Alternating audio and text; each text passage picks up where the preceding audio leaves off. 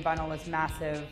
It was the only format that was available. They really peaked in terms of commercial visibility in the 80s. So the 80s were when, you know, people were actually buying records wholesale and buying a lot of them. Around 91 was when the vinyl record was really starting to kind of drop in sales. But the interesting thing about that is that despite the format wars of the last, you know, 10, 20, now going into the 25, 30 years later, is that in 2014, over 9 million vinyl records were sold.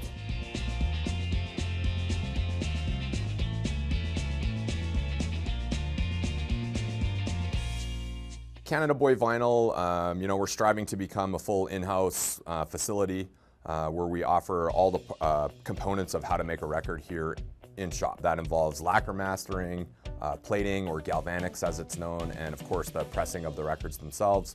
You know, plus we can offer a full range of all your printing needs, packaging, MP3 drop cards, shrink wrap, all this kind of stuff.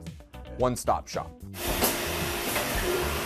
It's a pretty complicated process, as I'm learning and everyone's learning. It's not as easy as you would think. You know, when I first started, I figured, oh, you know, there's just a machine and robots make records and here they come, and you know, it's the furthest thing from the truth. It's a totally hands-on process. It's very artisan. You know, I basically break it down into the 3 major steps. Number 1 being lacquer mastering.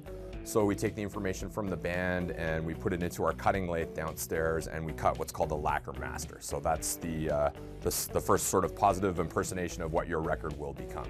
After you're done step 1, then you move into plating or galvanics, and effectively you're making a metal copy of that original lacquer master.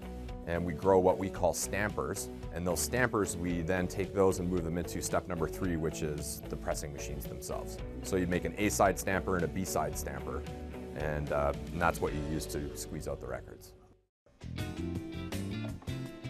Records have never ever gone away, and of course now they're really popular, and there's a whole new generation of people that are getting turned on to this stuff where it's like this new thing to them, where old guys like me, I'm like, records is where we started. I mean, I've had a record collection for what, 30 years.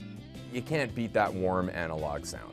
As far as I'm concerned, in my own personal opinion, there's just nothing sounds better than listening to music on a record. I believe that all music should be listened to on a record. To be able to have that tangible thing that you can hold on to, and getting back to the artwork and everything that was involved in like listening to that record and the whole experience of being able to, you know, maybe open up a gatefold and see all the cool art and you know, it's gaining popularity, I think, because of that too. They're like little treasures, man. I definitely want to be able to make an extremely positive impact in the music scene, not only just in Western Canada, but across the country. Like, I'm super proud to be sitting here to be the guy that's like, hey, you know, you don't have to go to the States anymore and get all your records done down there, or Europe or wherever. And so it feels really good to be able to sort of help out the home team.